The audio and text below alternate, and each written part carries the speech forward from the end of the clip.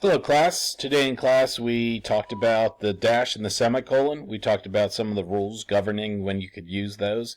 And so today I'd like to show you how you can use them to add a little bit of pop to some of your sentences. This is particularly important if you want to emphasize some aspect. Both the dash and the semicolon are able to establish that type of emphasis, and particularly when they're used together, it shows a different type of relationship. So again, about using the syntax for our purposes. And so I want to take a look at these two sentences. The one we have, Marlowe went to the Congo for adventure. While he was there, he discovered something he was not expecting, the darkness of man's heart. As you can see, there's nothing wrong with these sentences. They say what we want them to say, but we want to try to change them. We want to try to make them stylistically stronger by adding emphasis on where we want to add emphasis. So as we talked about in class, if we have a relationship between the two ideas, we can establish that a little bit better. Instead of a period, we can use a semicolon. So we're going to pop a semicolon right in there.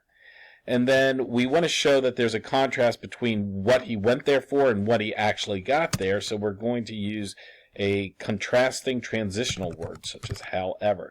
And whenever we use a word that follows after the semicolon that creates that transition, we always have to use the comma. So we put our comma in here.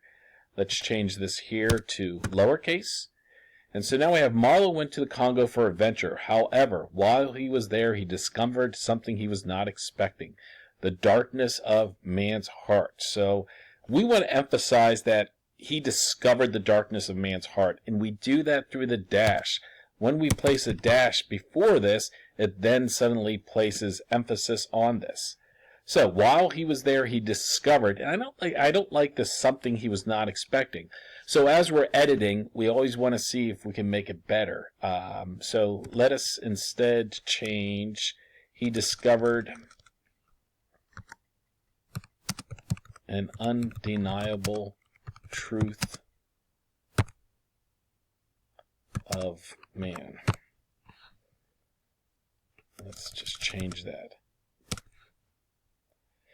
So now we have a tight sentence that places emphasis on what we want to convey. Marlowe went to the Congo for adventure. However, while he was there, he discovered an undeniable truth, the darkness of man's heart.